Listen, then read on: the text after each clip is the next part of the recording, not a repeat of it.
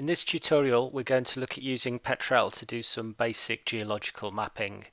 You should have downloaded the Great Orme zip file from Blackboard and then extracted it. You have to extract the zip file first, otherwise Petrel won't be able to open the project.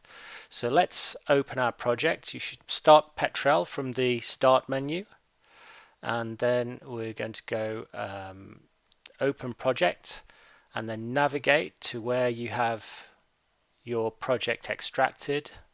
And I've got mine in a folder called Great Orme, and I select the file greatorme.pet, and we open that, and then we have to wait a minute or two for the data to load up. It's quite a large data set, so it may take a while. Once it's loaded, you should see a 3D view of part of the Great Orme on the screen. You then have on your left hand side the Input tab. This is where all of our data sits. There are some other tabs, but we're not going to use those in this tutorial.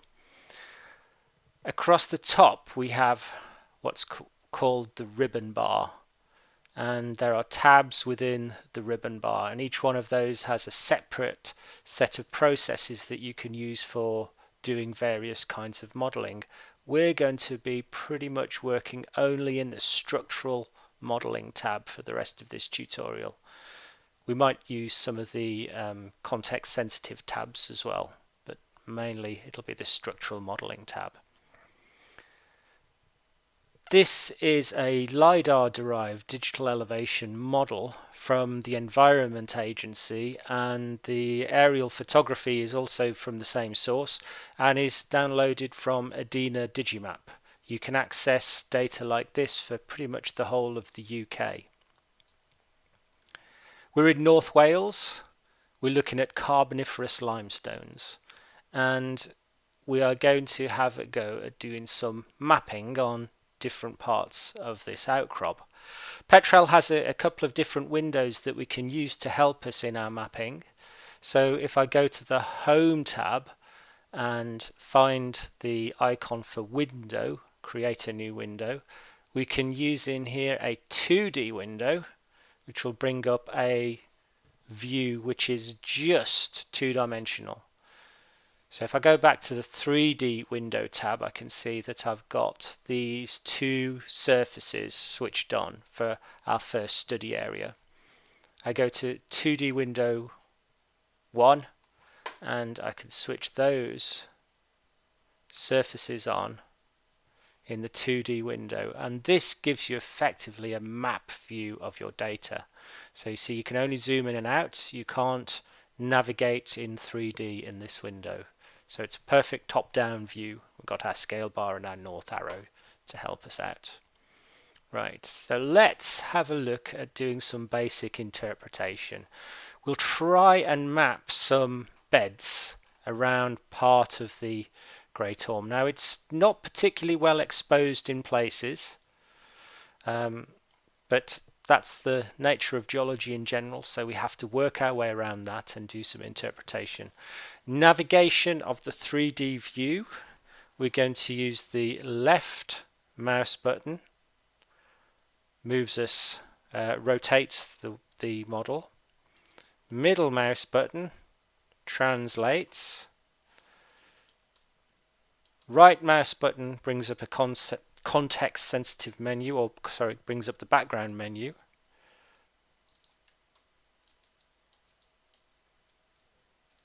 And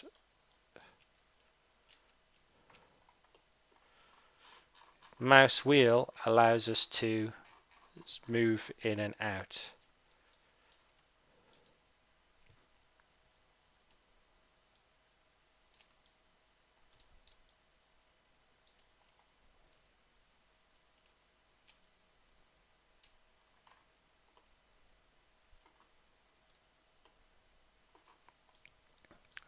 A very useful tool that we have is target zoom in the menu up here. So I can use target zoom to go and select a piece of the outcrop that I'm particularly interested in, and then we can move around on that. Another useful one is reset the view to look directly from above in case you get lost and you don't know where you are. And then reset, after we've reset view, you can use target zoom, say I want to go and look at this area, do target zoom a couple of times, and that gets you back in to your 3D view. Right, so middle mouse button or hold down the mouse wheel and we can translate to where we're going to start from. Let's choose a fairly easy to see bed. We're going to try and map this bed just here. It's not particularly well exposed, but we can look around and we'll see we can track it a fair distance. We'll try and map around the top of that bed. To do that, I'm going to go into my structural modeling tab. Then there is a menu item called polygon editing. I'm going to select that and it will bring up our polygon editing tools. So I'm going to click on, we've got this add points to polygon, and I'm going to say start new polygon. And as we do this, I can now start to map and interpret points around this bed.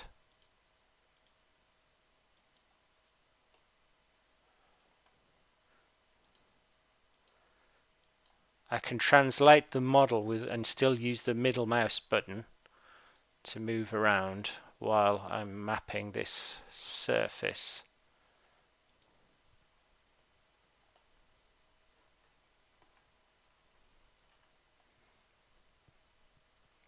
So I'm going to stop it there.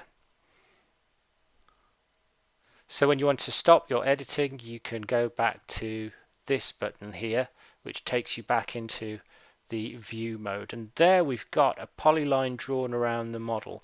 Now that's effectively how you would map a surface in the field, but we're drawing on a 3D model here. We can go to our 2D window. Here's our top-down view, and in our input tab that polygon has now appeared. If I check the box on that, you'll see that polygon now appears as a line on your 2D window. Now it's not particularly clear because this is not the not an ideal way of dealing with this data. There is another window in Petrel we can use which might be a bit more useful to us, and that is the map window. And the map window is a bit more like a traditional map. So in here we can do things to change the sort of size and shape of the viewport. But what I'm going to do is I'm going to switch on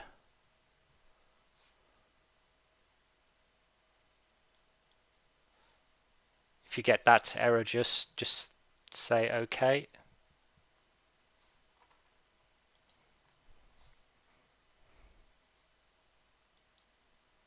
And then we can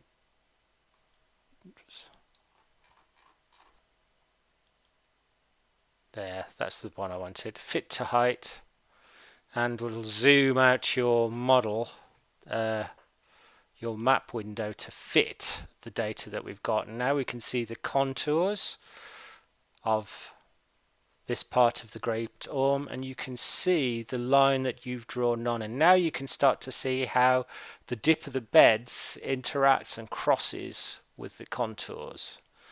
So let's go back to our 3D window and we can start to look at this in a bit more detail. Let's try and map on a few more of these beds. So we'll try and map something around here. So I'm going to go back to structural modeling, polygon editing, and we will then do start new polyline. Oops, I need to go to add points,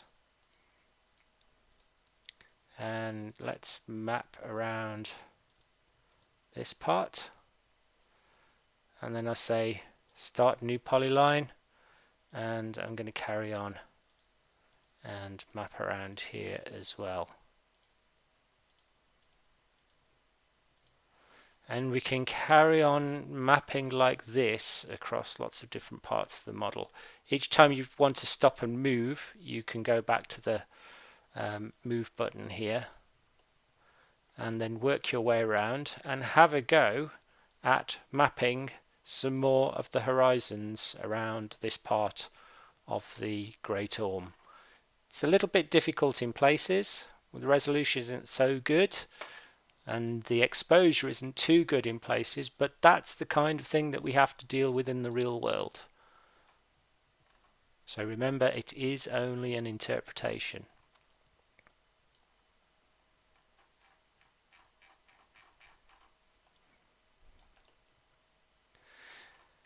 As you've done a bit more mapping, you might want to look at some of the other parts of the area. So let's switch on, we can switch on different data sets here.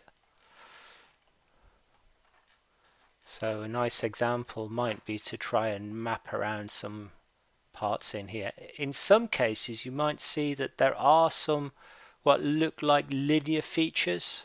So here we have a line coming down there. There are faults running through this. So that may well be one of those structural features that we have within this area. Right, so I'm going to go back to my polygon editing and I'm going to create a new polygon here, and I'm going to put in a horizon that runs, I'm going to map this one here.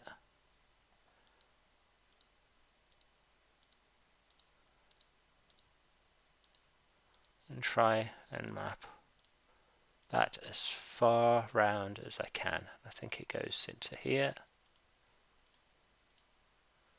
I'll stop it there. I'm going to start another one and put my horizon or my surface just there, because it looks like there's a bit of displacement on that fault. Now of course that again is an interpretation because we can't really see this in detail. This is the kind of thing where going out into the field will make a significant difference between working with data like that and being there in reality. Some of the other things that we can do that might help us. So let's go back to our 3D view mode. I'm just going to have a quick look at my interpretation, see how they're turning out on my 2D window. Again, you're seeing the interaction of the geology and the contours.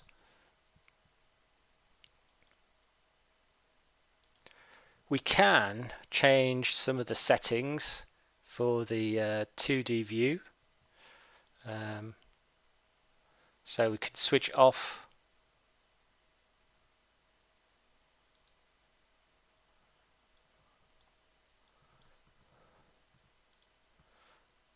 some of the colouring on the background. So I'm going to on this switch off the it's not the contour lines, it's solid contours we want to switch off, I think.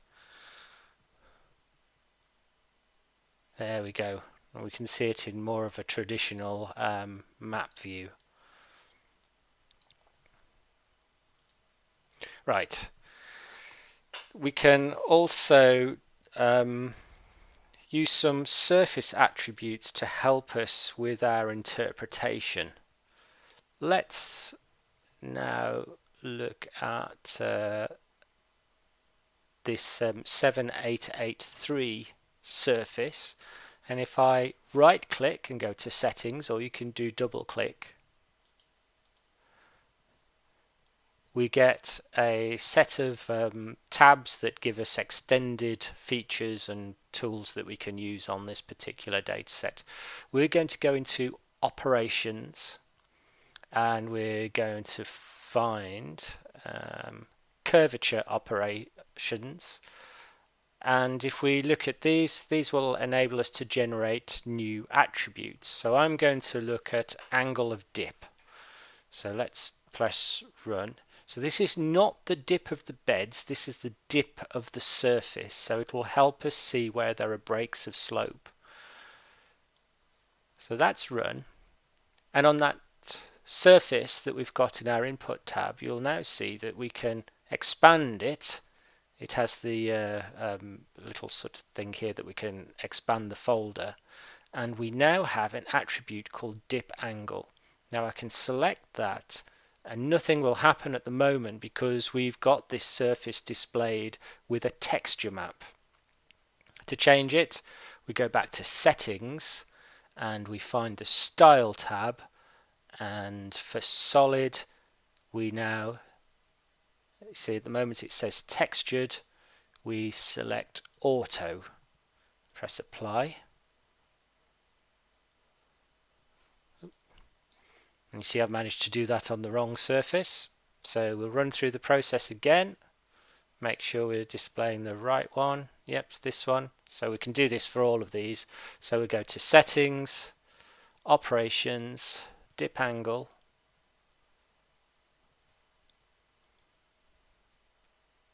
let it run,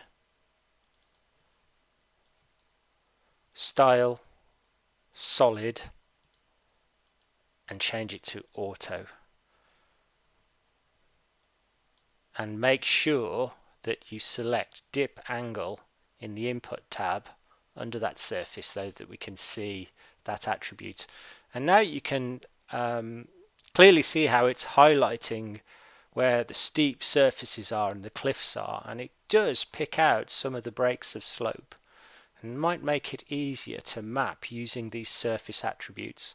And quite often when we deal with digital outcrop data like this, we use surface attributes to help us see and map different features. So I'll do the same thing for this final surface.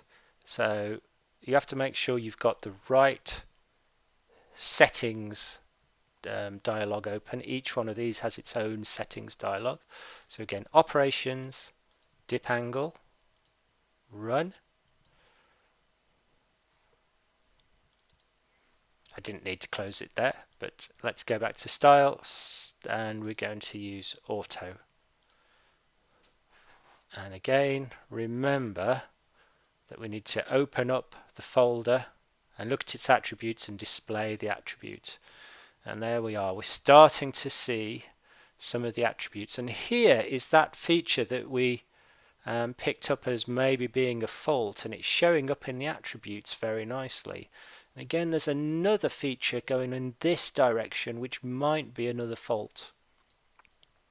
You may want to go to UGMap and have a look at the geological map for the Great Orme and see if there are any faults mapped on there and see how they relate into what we see in this particular data set.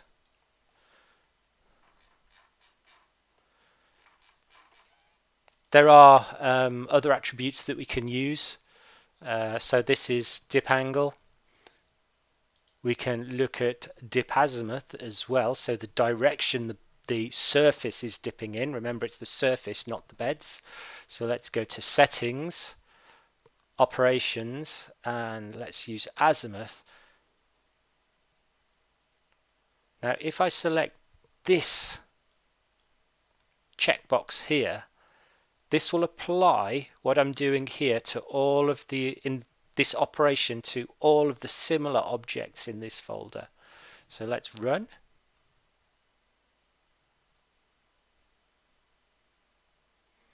And we now see that all of our surfaces have azimuth data now associated with them, which doesn't show us as much information, but we're still picking up some of these changes in slope. And then there's some other parameters in here, so we could look at maximum curvature. So this will tell us how curved the surface is. And again, we can look at that parameter. Now this obviously isn't showing us very much. Okay, so let's see if we can make this color table a bit more useful for our maximum curvature. We can change the way the colors are displayed to try and get more information. So let's select our max curvature. It's all looking, well, on mine it looks very green. It might be different on yours. I'm going to right click on maximum curvature for this particular surface, for the 7783 surface, and then I'm going to switch, so you should be on the colors tab, switch to using a local private color table. If you don't have the same color table here for the shared one, you can go to more and you can select a color table of your choice from the list here. But I'm going to use this blue, green, yellow, red. I'm going to go local color table, so I'm going to say copy the global color table that I've selected, and then I'm going to use limits defined in color table. So this will rescale our data, will rescale the color table to match the range of values in our data set. So this is the range of maximum curvature. So we've got -1 to +4 or thereabouts. If we go to our Windows tab, we can switch on a thing called an auto legend, which will tell us what the curvature is and what the colors are showing us. So at the moment it's not showing us very much at all. So I'm going to switch off the surfaces that we're not interested in. So we're just looking at this surface. You can see all of our curvature values, so that's the color scale. All of the curvature values that we're kind of interested in, or where the most data is just in this small part of the color table. So we can try dropping the range of our color table down from 4 to -1 to 4 to -1 to +1. Let's apply that.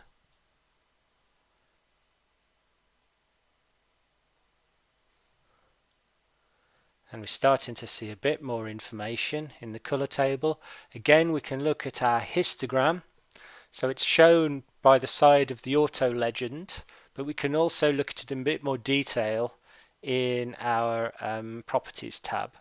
So here we can set our minimum and maximum value. So I'm going to switch that to 1, -1 and 1.